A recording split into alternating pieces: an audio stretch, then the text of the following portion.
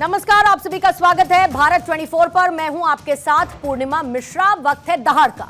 दिल्ली में पिछले 10 दिन से लगातार पोस्टर वॉर देखने को मिल रहा है। एक तरफ आम आदमी पार्टी बीजेपी के खिलाफ पोस्टर जारी करके उन्हें घेरने की कोशिश कर रही है, तो दूसरी तरफ बीजेपी भी पीछे नहीं है।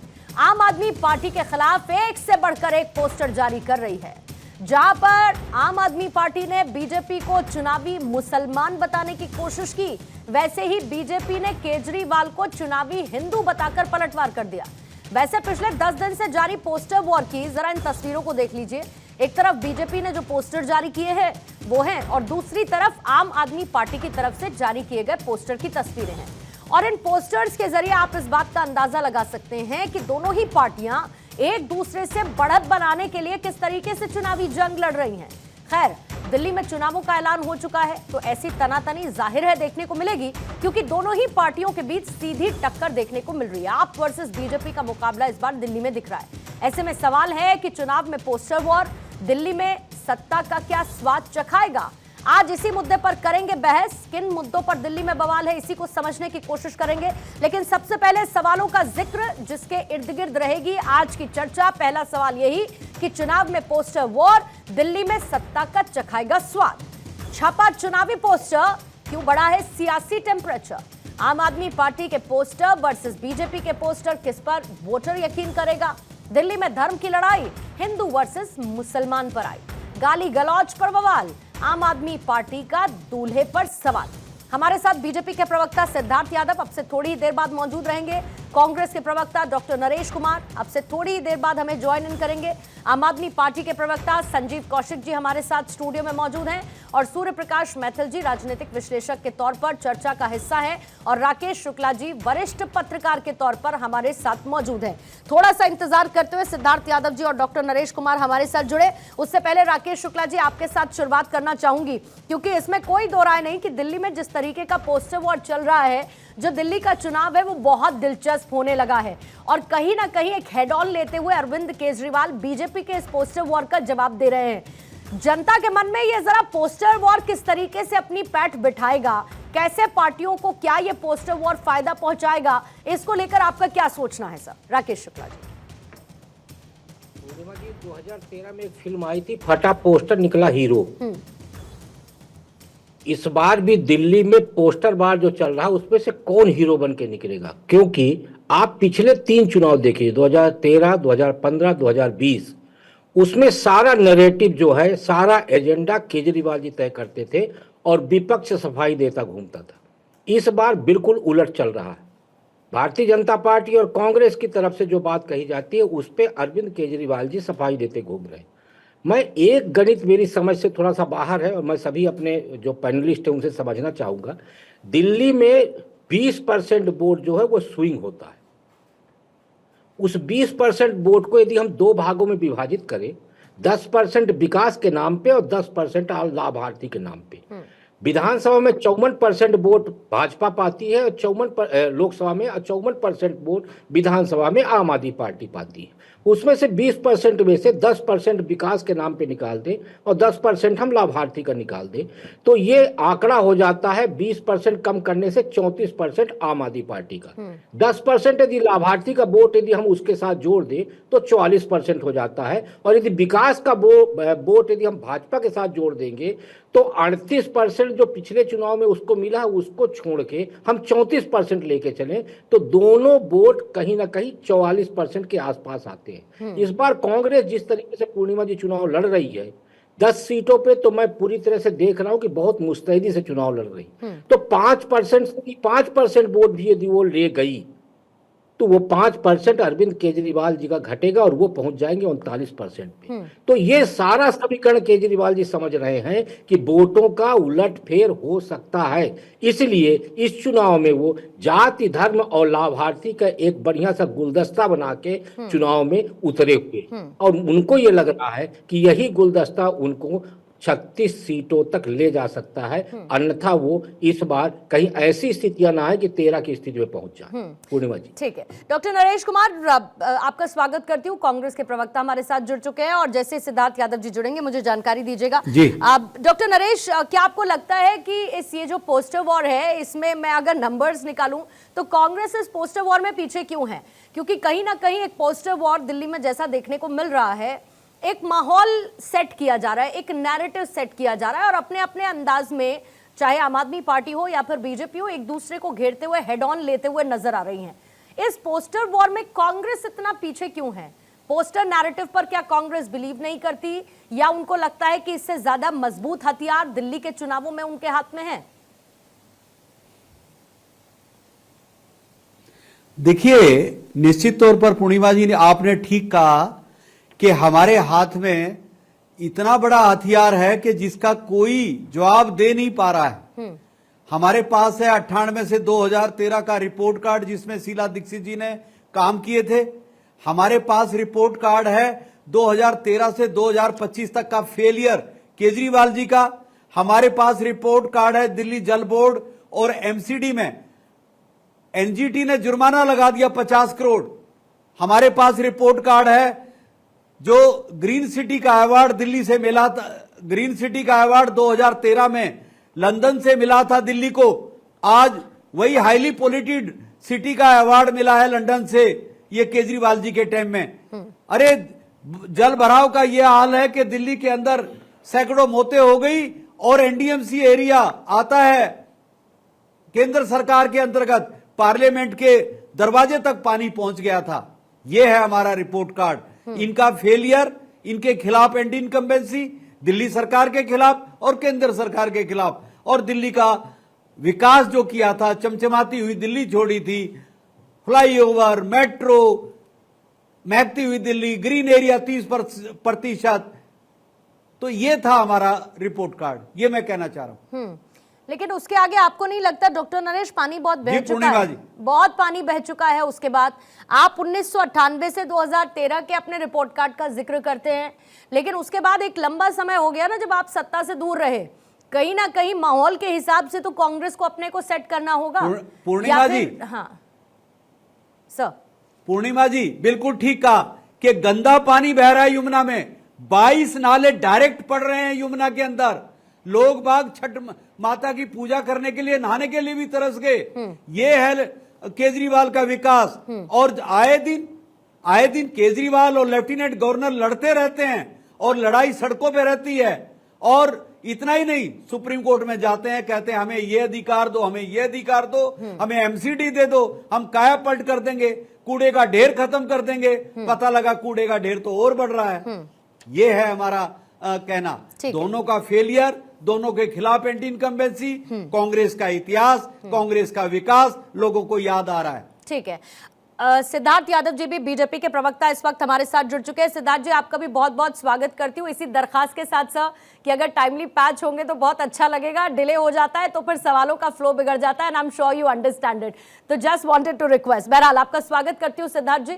जल्दी से एक बार आपके पास आते हुए, फिर उसके बाद संजीव जी आपसे जवाब लूंगी, क्योंकि कहीं ना कहीं आजकल अपने क्रिएटिव कंटेंट क्रिएटर्स पर बहुत ज्यादा निर्भर पार्टीज नजर आती है। जो पोस्टर वॉर पूरी दिल्ली में चल रहा है, ये हो क्या रहा है? फिल्में बना दी गई हैं, ठग फिल्म प्रेजेंट्स और पता नहीं क्या क्या पोस्टर्स रिलीज किए जा रहे हैं। आपको लगता है कहीं ना कहीं पोस्टर वॉर के जरिए एक माहौल को सेट करने की कोशिश दिल्ली में बीजेपी कर रही है? बनस्पत इसके सर शायद जनता को इस बात की उम्मीद हो कि कुछ और मुद्दे लेकर आए। पोस्टर का क्या इम्पैक्ट है?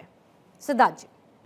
पूर्णिमा जी, बहुत बहुत धन्यवाद मेरे को आपके शो पे बुलाने के लिए, और मैं माफी चाहता हूं कुछ टेक्निकल ग्लिच के कारण से देरी हुई। मैं अगली बार से और ख्याल करूंगा। सोशल मीडिया और पोस्टर्स के माध्यम से दिल्ली की जनता को अगर पिछले 10 साल की सच्चाई, या यूं कहा जाए कि 10 साल से जिस प्रकार से दिल्ली के ऊपर आपदा बरसी है, उसकी सच्चाई अगर बताई जाए तो मैं मानता हूं कि वो एक बहुत अच्छा माध्यम है, क्योंकि जनता उससे कहीं ना कहीं रिलेट कर पाती है। आज कैसे दिल्ली के अंदर चारों ओर त्राहिमाम त्राहिमाम हो रखा है, कैसे दिल्ली के अंदर हर वर्ग वो परेशान है, वो व्यथित है, वो दुखी है, वो कुछ ना कुछ जो उसकी अपेक्षाएं थी, उससे किए हुए जो वादे थे वो पूरे नहीं हुए, उसकी बात को पहुंचाने के लिए अलग अलग क्रिएटिव माध्यमों से, पोस्टर से, वीडियो से, सोशल मीडिया कैंपेन से हम जनता के बीच में अपने जा रहे हैं। और ये मैं मानता हूं किसी भी राजनीतिक दल के लिए अधिकार है कि अपने जितने माध्यम उनके पास उपलब्ध हो, ज्यादा से ज्यादा इलेक्टोरेट के पास वो जा सके। भारतीय जनता पार्टी जिस प्रकार से अपने इस पूरे कैंपेन को चलाने का एक प्रयास कर रही है, उसका एकमात्र उद्देश्य है जो अन्याय दिल्ली के साथ हुआ है पूर्णिमा जी, अब वो अन्याय आगे नहीं सहा जाएगा। अब ये अन्याय हटा के रहेंगे, इस आपदा को हटा के रहेंगे और दिल्ली को वापस जो न्याय पथ है, दिल्ली को वापस जो विकास पथ है, उस पर लेकर के आना है। अब लुटेरा मूवी के रिलेटेड पोस्टर आया है तो क्यों केजरीवाल जी सोच रहे हैं कि लुटेरा कहा जाएगा तो उन्हीं को कहा जाएगा। कुछ पोस्टर्स डायरेक्ट हैं, कुछ पोस्टर इनडायरेक्ट हैं। वो इनडायरेक्ट को भी खुद पे मानते हैं क्योंकि सच्चाई वो जानते हैं कि मैं ही हूं जो हो सकता है कि व्यक्ति होगा। तो मैं मानता हूं कि ये एक राजनीतिक दल होने के नाते क्रिएटिव चीजों का हम भी उपयोग कर रहे हैं, पर वास्तव जो इसका मूल है वो ये है कि जनता तक सच्चाई पहुंचानी है और जनता की आवाज को हमें वॉइस करते हुए उनकी भावनाओं को व्यक्त करना है। बिल्कुल, अभी तक 20 पोस्टर आपने जारी कर दिया और इनडायरेक्ट इसमें से कौन से, सिद्धार्थ जी मैं नहीं जानती, क्योंकि हर एक पोस्टर पर आपने तस्वीर तो छापी है। सही कह रही हूँ कौशिक साहब? हर एक तस्वीर पर, हर एक पोस्टर पर तस्वीर छपी है। भ्रष्टाचार के मुद्दे को बीजेपी इन पोस्टर्स के जरिए इनकैश करने की कोशिश कर रही है। तो आप राजमहल का जिक्र कर देते हैं फिर अपने पोस्टर्स पे। मुझे लगता है कि आजकल बाकी चुनावी प्रचार से ज्यादा फोकस आपके कंटेंट क्रिएटर्स पर आप लोगों का है और काबिले तारीफ कि आप सब लोग, दोनों ही पार्टियां मिलकर बड़ा अच्छा काम कर रहे हैं। पूर्णिमा, पोस्टर पे ही बात चल रही है। एक पोस्टर मेरे हाथ में भी है, एक तरफ अरविंद केजरीवाल और दूसरी तरफ गाली गलौज पार्टी। अपना चेहरा बताया कि अरविंद केजरीवाल जी की नीतियों के सामने अपने किस नेता को वो सामने पेश कर रहे हैं। गालीबाज नेता को, जो हमारे मुख्यमंत्री को गाली देता हो उसको, या उस गालीबाज नेता के और पैसे से वोट खरीदने वाले नेता को, किसको? कौन है व्यक्ति? भारतीय जनता पार्टी में क्या नेता या चेहरा की इतनी क्राइसिस हो गई है कि वो ये भी बताने में सक्षम नहीं है आज के वक्त में कि अरविंद केजरीवाल के सामने कौन सा चेहरा? नरेंद्र मोदी का ही चश्मा लगा दिया जाए, कहा जाए उन्हीं के चेहरे पर हम चुनाव लड़ेंगे? नहीं लड़ेंगे। ये मूल बात पे आते हैं। इन लोगों ने जिस लेवल पे दिल्ली की राजनीति को उतार दिया है, वैसी ही राजनीति अब हम कर रहे हैं आज के वक्त में। हम चाहते थे कि शिक्षा पे बात हो, स्वास्थ्य पे बात हो, बेरोजगारी पे बात हो, महंगाई पे बात हो, बच्चों के लिए बात हो, बुजुर्गों के बारे में बात हो। नहीं बात करेंगे ये। हम उपलब्धियों के बारे में बात कर रहे हैं। आप हमसे पूछिए ना कि आपने कितने स्कूल खोल दिए, आपने कितने क्लास बना दिए? 22,700 हमने क्लास बना दिए। 80% कच्ची कॉलोनियों में हमने 10,000 किलोमीटर से ज्यादा सड़कें बना दी। 3 लाख से ज्यादा सीसीटीवी लगा दिए हमने। 9,000 से ज्यादा हॉस्पिटल में बेड बना दिए ना हमने 6,000 से किस चीज के बारे में बात करें? 3.5 लाख से ज्यादा स्ट्रीट लाइट हमने लगा दी पूरे दिल्ली में। आप बात कीजिए, सरोकारी मुद्दों पे बात कीजिए। उसमें यदि कोई कमी रह गई हो तो दिल्ली के जनता को बताइए कि ये कमियां रह गई हैं, ये करना चाहिए आपको। हम आएंगे तो करेंगे। हमारी योजनाओं को चुराएंगे। हम पे लगातार ये शीश महल पे लड़ने की बात कर रहे थे। कल ही की बात है ना, सारी हवा निकल गई ना, सारी हेकड़ी निकल गई। चलिए शीश महल में झूठ का प्रोपगंडा बना के कितने दिनों तक आप राजनीति करते रहेंगे? सोने का टाइल्स लगा हुआ है, करोड़ों के पर्दे लगे हैं, झूमर लगे हैं। चलिए आप, हमारे नेता तो गए थे, अरे हमको नहीं जाने देते, कोई फर्क नहीं पड़ता। कम से कम देश की मीडिया गई थी, उसे तो जाने देते ना। आप अपनी बात सिद्ध कर लेते कि सचमुच में वो शीश महल है। हमने कहा कि वहां से चलिए अब राजा के राजमहल में चलते हैं। 8,500 करोड़ का हम उनका हवाई जहाज दिखाते हैं आपको, 200 करोड़ का झूमर दिखाते हैं, 200 करोड़ का नीचे मैट बिछा हुआ है वो कालीन दिखाते हैं हम आपको, वो 10 लाख का पेन रखते हैं वो दिखाते हैं आपको, 6,500 उनके जूते हैं वो दिखाते हैं हम आपको। वहां भी नहीं जाने देंगे। ये झूठ करेंगे। हम फिर बोल रहे हैं, आप ये कह रहे हैं कि जो पेपर में पब्लिश हुई कैग की रिपोर्ट है या फिर जो PWD की तरफ से जारी की गई इन्वेंट्री की लिस्ट है, वो सब कुछ झूठ है? मैं आपसे पूछ रहा हूं, ये जो कैग की रिपोर्ट की बात हो रही है, कैग की रिपोर्ट पेश हुई है, आई है, टेबल पे आई है। भारतीय जनता पार्टी के प्रवक्ता की बात सहमति देंगे? अरे फर्जी लाए हैं ये लोग। जब ऑन टेबल हुआ ही नहीं, ये रिपोर्ट कहां से आ गई? कहां से रिपोर्ट आ गई बताएंगे? ये फर्जी रिपोर्ट बना के उसके आधार पर राजनीतिक लाभ लेने का प्रयास कर रही है। कोई रिपोर्ट नहीं है। आपके पास आधिकारिक रिपोर्ट हो तो दावे के साथ आप बोलिए कि आपके हाथ में जो है वो आधिकारिक रिपोर्ट है। झूठी रिपोर्ट्स के साथ, फेक नैरेटिव अननेसेसरी बनाने के साथ अब यही रास्ता बचा है क्या बीजेपी के पास दिल्ली का चुनाव जीतने का? देखिए, मैं तीनों बातों का जवाब देता हूं। पहले तो थोड़ा सा उन्होंने कहा आवाज कि बढ़ाएंगे अरविंद सिद्धार्थ जी का। बोलिएगा जी, पहले तो उन्होंने कहा कि अरविंद केजरीवाल के सामने आपके पास चेहरा कौन है? क्या अरविंद केजरीवाल इस चुनाव में चेहरा है? क्योंकि जिस बेल के ऑर्डर पे वो बाहर निकले हुए हैं, उस बेल के ऑर्डर में लिखा हुआ है कि मुख्यमंत्री के कोई कार्यालय में नहीं जा सकते। उन्होंने तो खुद ही कह दिया था सर, सिद्धार्थ जी, उन्होंने तो बहुत क्लियर कहा था कि मेरे चेहरे पर चुनाव लड़ा जा रहा है, मैं ही मुख्यमंत्री होऊंगा, जीतेंगे, तो क्लियर कह दिया था उन्होंने। तो अब नहीं, उन्होंने तो उनके कहने से हो जाता पूर्णिमा जी, तो अभी वो सीएम बने रहते। उन्हें आके रिजाइन क्यों करना पड़ा? भाई साहब, जब बेल के ऑर्डर में मेरे मुख्यमंत्री को आम आदमी पार्टी के प्रवक्ता ये बात बता दें कि क्या उनके बेल के ऑर्डर में लिखा है कि नहीं लिखा है कि वो बाहर आकर के कोई फाइल साइन नहीं कर सकते, वो किसी अधिकारी से नहीं मिल सकते, वो सचिवालय नहीं जा सकते, कोई ऑफिशियल मीटिंग नहीं हेड कर सकते? लिखा है कि नहीं लिखा? तो क्या शीश महल में बैठ करके 89 इंच के टीवी में बैठ करके टीवी देखने के लिए मुख्यमंत्री को लेकर के कोर्ट तक चले गए थे कि उनको हटाया जाए, खड़े होकर के कुर्सी पर क्या निर्णय दिया कोर्ट ने? याद है आपको कोर्ट ने क्या कहा था? याद है? मैं किसी के बीच में नहीं बोला था पूर्णिमा जी, या तो मुझे बोलने का अवसर दिया जाए, नहीं तो सुनेंगे। हाँ जी, ये पहली बात है। तो वो खुद कितना चेहरा है ये तो वो भी जानते हैं। रही दूसरी बात, उन्होंने कहा कि अरे हम तो गए थे, हम दिखाना चाहते थे। अरे आप तो रहे उसमें, गए कहां?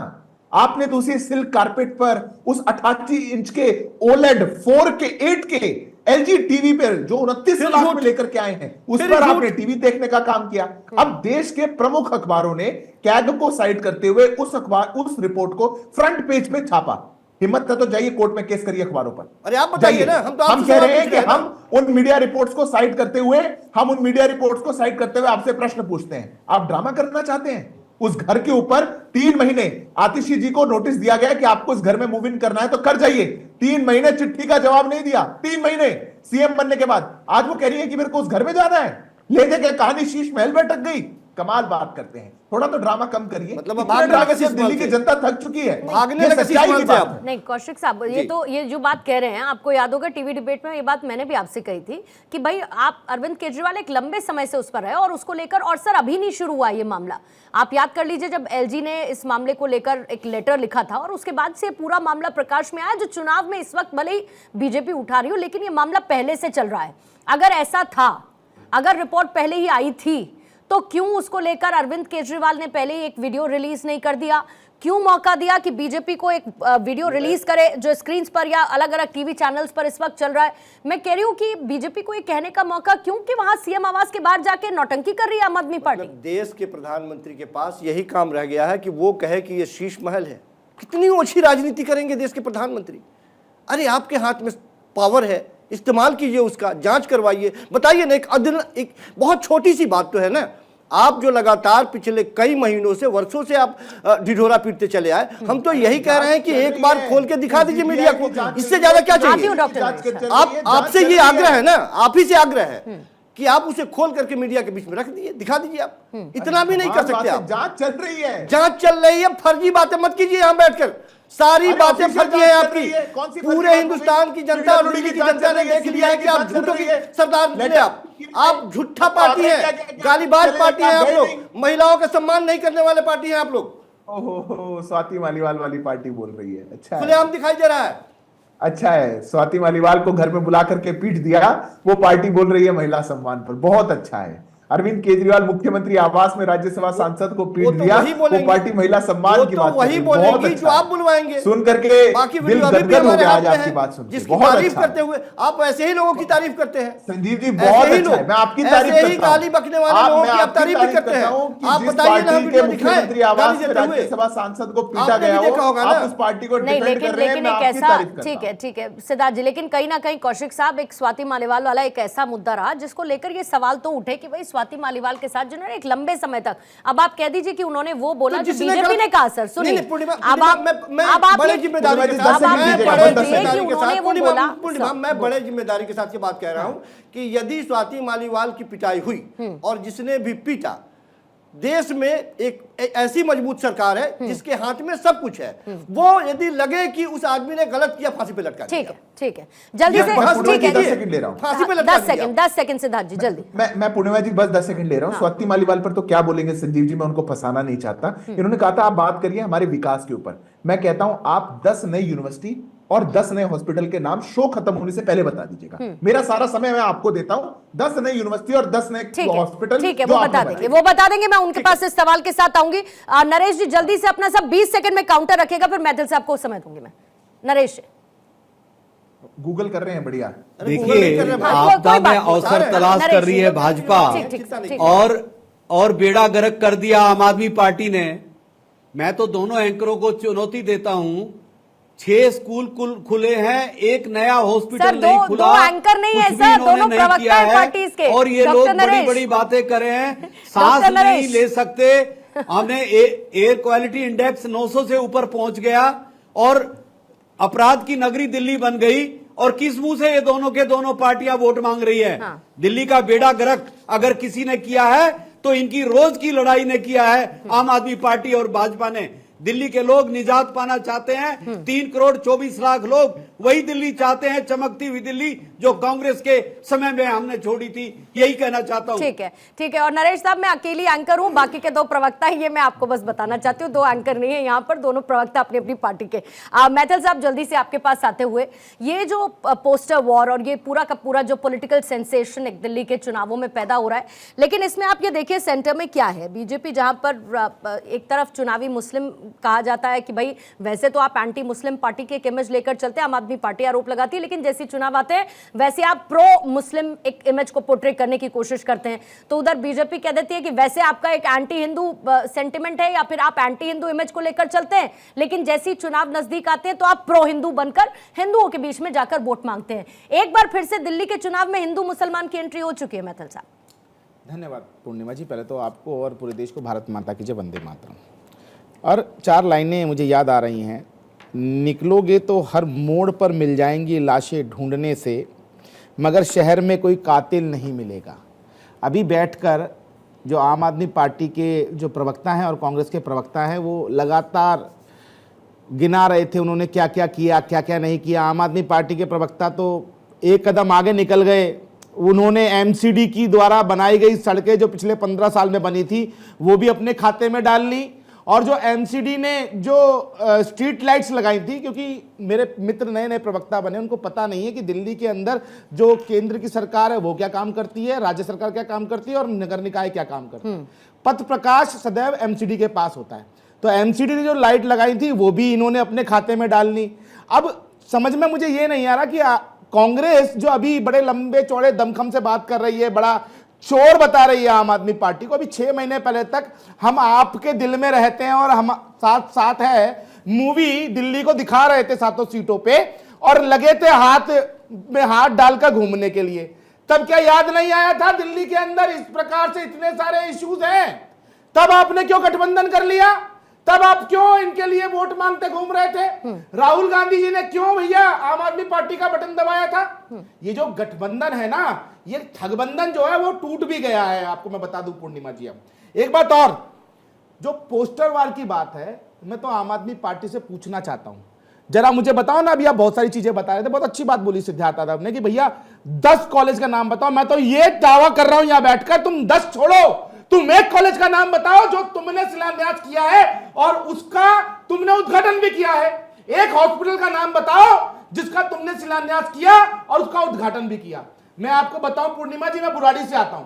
बुराड़ी के अंदर भारतीय जनता पार्टी के पूर्व विधायक स्वर्गीय श्री कृष्ण त्यागी जी ने बुराड़ी के अंदर एक हॉस्पिटल का शिलान्यास किया था कॉमनवेल्थ गेम के बाद। उसको पूरा करवाने में आम आदमी पार्टी ने लटका लटका कर उसको पूरा होने दिया और बमुश्किल वजह के अभी 2 साल पहले कोविड के अंदर पूरा हुआ। और उसको ये कहते हैं कि ये हमारा हॉस्पिटल है। तो ये जो किसी और का काम ये अपने जिम्मे रखते हैं, उनका नाम आम आदमी पार्टी है। एक बात और, ये महिला सुरक्षा की बात करें, चलिए स्वाति मालीवाल की तो मैं मानता हूं, हो सकता है स्वाति मालीवाल जो है वो भारतीय जनता पार्टी की एजेंट बन गई हूं, लेकिन सोनी मिश्रा याद है आप ही के विधायक नरेला से जो शरद चौहान है, उन्होंने उस महिला का रेप भी किया। उसके बाद जब वो महिला केजरीवाल जी के पास पहुंची तो उनको कहा आप आपस में समझौता कर लो, और वो महिला जब उसका आत्मसम्मान खत्म हो गया, वो हर तरह से निराश होगी तो उसने आत्महत्या कर ली। तो ये तो इनका कंडक्ट है, ये लात घूंसे मारते हैं, महिलाओं को चाटे मारते हैं, ये अपमान करते हैं और यहां बैठकर बड़ी बड़ी बातें कर रहे हैं। एक महत्वपूर्ण बात, जल्दी से सर। दिल्ली को बर्बाद करने का काम आम आदमी पार्टी ने किया। मैं पूछना चाहता हूं, ये जो एक गिलास पानी यहां रखा है, ये एक गिलास पानी जितना शुद्ध है, क्या अरविंद केजरीवाल 10 साल पहले 11 साल पहले जब कह रहे थे कि मैं टैप वाटर ऐसा साफ करूंगा, आपने किया क्या? आप मुझे बताइए। आप कह रहे हैं 12,700 कमरे आपने बनाए, एक कमरे की कॉस्ट 5 लाख रुपए आती है, आपने 25 लाख रुपए एक कमरे पे लगा दिए। ये घोटाला है कि नहीं है? आप लोग दोनों के दोनों चोर, कांग्रेस और आम आदमी पार्टी। मैं तेरे खोल रहा हूं, अब तू मेरे खोलेगा। वो कॉमनवेल्थ में दिल्ली नरेश जी जवाब देना चाह रहे हैं, नरेश जी ज्ञान दे रहे हैं। ठीक है नरेश जी, जल्दी से काउंटर रखेंगे सर। राकेश शुक्ला जी आपसे बात करते हुए फिर उसके बाद हेडलाइंस के लिए जाऊंगे। नरेश जी देखिए पूर्णिमा जी, मुझे 2 मिनट जरूर सुनना। जी सर। मेरा ये कहना है कि मैं बीजेपी के प्रवक्ता को सुन रहा था, ये कहते हुए शर्म आती है प्रवक्ता साहब आपको कि शीला दीक्षित ने बुराड़ी के हॉस्पिटल का उद्घाटन किया था।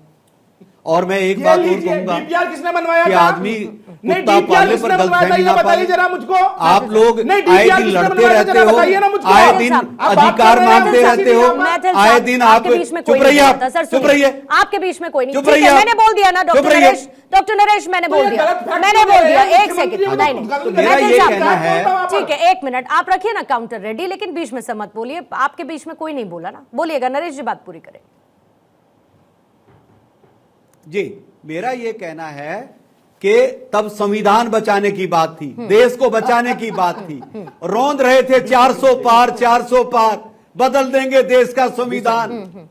तब सब लोग इकट्ठा हुए और हमने कहा देश को बचाना है, देश के संविधान को बचाना है, 140 करोड़ लोगों को बचाना है, और हमने बचाया, 240 पर लेके आए। आज दिल्ली बचाने की बात है। जो दिल्ली का बेड़ा गर्क केजरीवाल ने और भाजपा ने मिलकर किया है, आज दिल्ली बचाने की बात है। एक बोतल के साथ एक बोतल फ्री कर दी, कैसे हम देखते रहेंगे? रेप की नगरी दिल्ली बन गई, कैसे हम देखते रहेंगे? पार्लियामेंट तक पानी पहुंच गया, कैसे हम देखते रहेंगे? हमने इस दिल्ली को अपने पसीने से सींचा है, इस दिल्ली को हमने बसाया है, चमकाया, चलाया। 4 महीने हैं नरेश कुमार जी के लिए और संजीव कौशिक जी के लिए। कांग्रेस पार्टी कल तक जो साथ मिलकर बचा रहे थे संविधान, आज वो एक दूसरे से जनता को कर रहे हैं सावधान।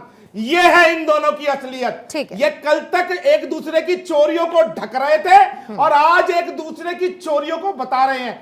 ये है अरविंद केजरीवाल और कांग्रेस की राजनीति। और मैं आपको एक बात और बता दूं डॉक्टर साहब, सुनिए, इस बार अरविंद केजरीवाल जी तो मोहन भागवत को चिट्ठी लिख रहे हैं कि अब की बार मुझे वोट देना, आरएसएस की ए टीम और बी टीम। ठीक है राकेश शुक्ला जी, राकेश शुक्ला जी, घोर कंफ्यूजन है, घोर कंफ्यूजन है। आप सुनना शुरू करेंगे तो बड़ा जनता के लिए मुश्किल हो जाएगा ये समझना कि कौन किसका सगा, कौन किसने किसको ठगा। सर मतलब मैं इसको नहीं से ठीक फ्रेज कर पाई हूं, तो कहने का मतलब ये है कि जनता बड़ी कंफ्यूज स्टेट में जा रही है कि कौन क्या किसको। राकेश शुक्ला जी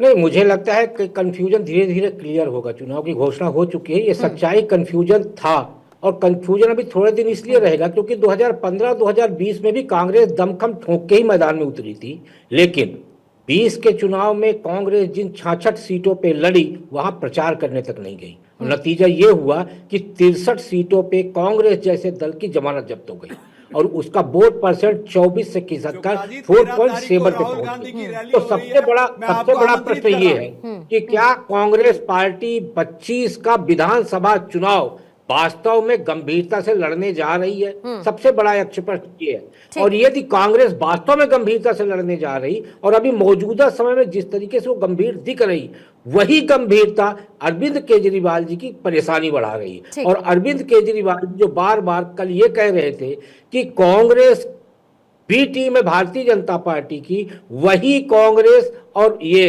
अरविंद केजरीवाल, जब रामवीर सिंह बिदूड़ी वाला केस आया तो दोनों एक दूसरे के बगल में खड़े हो गए। तो दिल्ली में जो आप कंफ्यूजन की बात कर रही हैं, तो बयानबाजी अलग है, लेकिन दिल्ली की जनता धीरे धीरे करके भ्रम से बाहर आ रही। ठीक है और सर। वही भ्रम से बाहर आने की जो उसकी प्रक्रिया है, हाँ। वही अरविंद केजरीवाल जी के लिए परेशान। जल्दी से एक बार सिद्धार्थ यादव जी आपका काउंटर लेते हुए, क्योंकि आम आदमी पार्टी ने आपके ऊपर आरोप लगाया। आपने जो सवाल अभी कौशिक साहब से पूछा था, उम्मीद करती हूँ कि उन्होंने वो लिस्ट रेडी कर ली होगी, लेकिन आम आदमी पार्टी आपसे पूछ रही है कि चुनाव में मुसलमानों की आपको क्यों याद आ जाती है, और ये सिर्फ चुनाव के वक्त क्यों होता है? वैसे तो आप एक एंटी मुसलमान इमेज लेकर चलते हैं, फिर उसके बाद रोहिंग्या, बांग्लादेशी, मौलवियों, वैसे तो आपको इनसे बड़ी दिक्कत होती है, लेकिन चुनावों का समय आपका सारा का सारा फोकस इनके ऊपर हो जाता है। फिर उसके साथ साथ मुसलमानों की याद आपको क्यों आती है? तमाम ऐसी बातें हैं जो कि आम आदमी पार्टी की तरफ से आरोप लगाया गया बीजेपी पर। इन पर क्या कहेगी बीजेपी? देखिए पूर्णिमा जी, इनके नैरेटिव में फंसना मैं मानता हूं कि हमारी गलती होगी। हम एंटी मुस्लिम इमेज लेकर के चलते हैं, ये भी ये इन्हीं का नैरेटिव है। हमें मुसलमानों की याद आ जाती है, ये भी इन्हीं का नैरेटिव है। सबका साथ सबका विकास का नारा इनके कानों में थोड़ी जाता है, पर हम सबके साथ की बात कर रहे हैं तो इनको बड़ी दिक्कत हो जाती है। खुद मौलाना मौलवियों को 2-2 गुना तनख्वाह बढ़ा दो और फिर तनख्वाह बढ़ाने का ढकोसला करके 18-18 महीने तक मत दो, ये सब ड्रामा ये लोग करते होंगे, हम नहीं करते। भारतीय जनता पार्टी सबका साथ सबके विकास की बात करती है, सबको साथ लेकर के चलती है। पर हां, रोहिंग्या से तो दिक्कत है, घुसपैठियों से दिक्कत है, जो अवैध वोट बनवा करके भारतीय नागरिकों का हक छीनना चाहते हैं उनसे दिक्कत है, जो अवैध देश में आ गए हैं और उनको यहां बसाया जाए, जल बोर्ड के टैंकरों से उनको पानी दिया जाए, जिनको घरों में रख करके राशन बांटा जाए, जिनको 10-10 हजार रुपए बांटे जाए। और मैं कह नहीं रहा हूं, संजीव जी कहेंगे तो वीडियो सुनवा सकता हूं, अमानतुल्लाह खान, इनके नेता, इनके विधायक खड़े होकर के कह रहे थे कि रोहिंग्या बस्तियों में हमने 10-10 हजार रुपए कैश और राशन का वितरण किया है, जहां पे फ्री बिजली ऐसे घुसपैठियों को दिया जाएगी, उनका वोट बनवा करके अपने चुनाव को उनके आधार पर जीतने का प्रयास किया जाएगा, तो भारतीय जनता पार्टी इसका पुरजोर विरोध करेगी। यह है पहली बात। अंतिम बात तो मैं कहूंगा, संजीव जी उनको कह दे, मैं एक बात और कहूंगा। अभी कांग्रेस पार्टी के प्रवक्ता कह रहे थे, अरे ये लोग तो साथ हैं, ये तो ऐसे हैं, ये पानी यहां तक भर गया, इतने लोग भर गए। ये 6 महीने पहले याद नहीं आया था? 6 महीने पहले तो आपके झंडे आम आदमी पार्टी के ऑफिस में रखे थे, आम आदमी पार्टी के झंडे आपके ऑफिस में रखे थे, तब तो बिल्कुल साथ साथ थे, प्रेम इतना ज्यादा था। आज हम आपके हैं कौन?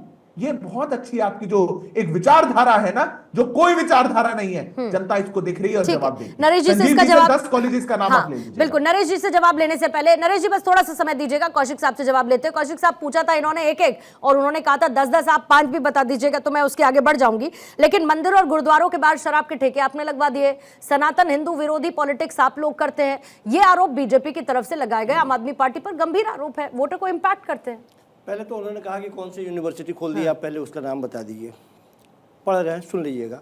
6 न्यू यूनिवर्सिटी कैंपस बाई आप, अंबेडकर यूनिवर्सिटी 2 कैंपस करमपुरा और लोधी रोड में, Delhi technology university 1 campus east Delhi, Ambedkar university. अरे भाई साहब सुन तो लीजिए, Netaji Subhash Chandra university of technology campus जाफरापुर में, गीता कॉलोनी, गुरु गोविंद सिंह इंद्रप्रस्थ यूनिवर्सिटी 1 कैंपस। मैं पूछना चाहता हूं, दिनांक पूछ लीजिए, कौन सी नई यूनिवर्सिटी खोली? नेताजी सुभाष यूनिवर्सिटी दिल्ली के अंदर पहले से है, अंबेडकर यूनिवर्सिटी दिल्ली के अंदर पहले से है, कहां खोली बताइए Kaushik. Delhi sports university civil lines, Delhi teachers university Mukherjee Nagar, Netaji Subhash Chandra university technology. अरे गजब बात कर रहे हैं भाई, क्या है ये? आप मेरे को यूनिवर्सिटी का नाम दीजिए, जगह बोलिए, बताइए। ये हमने क्या कहा आपको?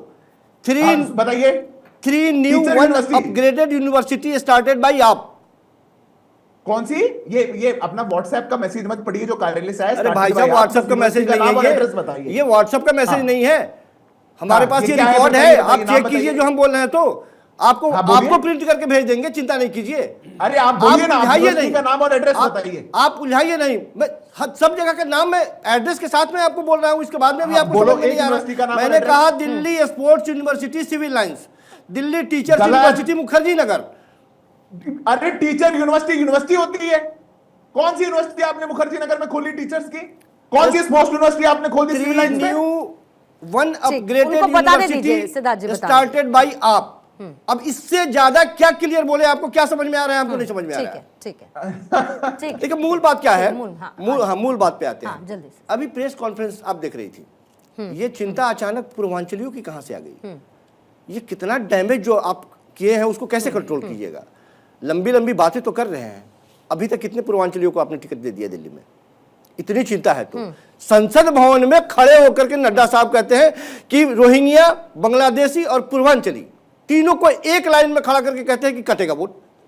खुलेआम कहते हैं। गलत, इसके गलत, वजह से झूठ। पूरे दिल्ली की जनता सड़कों पे होती है। आप कहते हैं कि ठीक है, झूठ, मेरे पास लोगों ने ठीक देखा है, था। मेरे पास समय थोड़ा सा कम है सर। सिद्धार्थ जी, मेरे पास समय थोड़ा सा कम है। नरेश जी, आपका काउंटर सर 30 सेकंड का टाइमर रखेंगे। नरेश जी, जवाब दीजिएगा। देखिए, सबसे पहले तो मैं आम आदमी पार्टी के प्रवक्ता और जो बीजेपी के प्रवक्ता हैं उनसे मेरा एक ही विरोध है कि वो दिल्ली की बात करते हैं, दिल्ली की एबीसीडी नहीं जानते हैं, क्योंकि दिल्ली के रहने वाले हम हैं। आपने स्पोर्ट्स यूनिवर्सिटी बताई है आम आदमी पार्टी के प्रवक्ता ने, वो मेरे मुंडका विधानसभा के घेवरा में है, एक ईंट भी नहीं लगी है। दूसरा, आपने सिविल लाइंस का जिक्र किया, सिविल लाइंस में नहीं है, वो घेवरा गांव के अंदर है जिसके अंदर एक ईंट नहीं लगी है। 110 एकड़ जमीन एक्वायर की हुई है पिछले 20 साल से। फिर दूसरी, आपने टीचर यूनिवर्सिटी की बात की है, वो बापड़ोला गांव में है, विकासपुरी विधानसभा के अंतर्गत, एक ईंट वहां पर नहीं लगी है। इसलिए झूठ कपाट मत बोलो।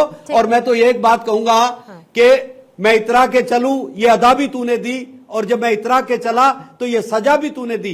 दोनों की दोनों पार्टी को पढ़ी लिखी दिल्ली की जनता है, सजा देने समझदार जा रही है। है। वो और एक काम बात को बताइए, देख करके आप काम बात कर रहे हो, फिर मैं कहती हूँ रिपोर्ट कार्ड जारी कर दीजिए ना सर, जनता के लिए आसान हो जाएगा। 30 सेकंड मैथल साहब जल्दी से क्लोजिंग कमेंट एक्सीड मत करिएगा। 30 सेकंड कम से कम रहम करो, जल्दी से सर दिल्ली के लोगों को शुरू करिए। विकास की टाइमर बात रखेंगे, करो। जल्दी से शुरू करिए। धन्यवाद। देखिए, अभी आपने आम आदमी पार्टी को भी देखा और कांग्रेस को भी देखा, दोनों एक दूसरे पे ब्लेम गेम खेल रहे हैं। मेरा तो सीधा प्रश्न है और वो दिल्ली वाले की हैसियत से मैं यहां बैठकर पूछ रहा हूं, अरविंद केजरीवाल जी को क्या हक है जब उन्होंने खुद स्वीकार कर लिया कि 11 साल की उनकी सत्ता के बाद भी वो दिल्ली के अंदर ना तो साफ पानी दे पाए, ना जमुना जी साफ कर पाए, और ना ही वो अच्छी सड़कें दे पाए। उन्होंने स्वीकार किया। ठीक है, एक news Rakesh Shukla ji 10 second, Rakesh Shukla ji 10 second से 15 सेकंड मैक्सिमम से, फिर क्लोज करूंगी।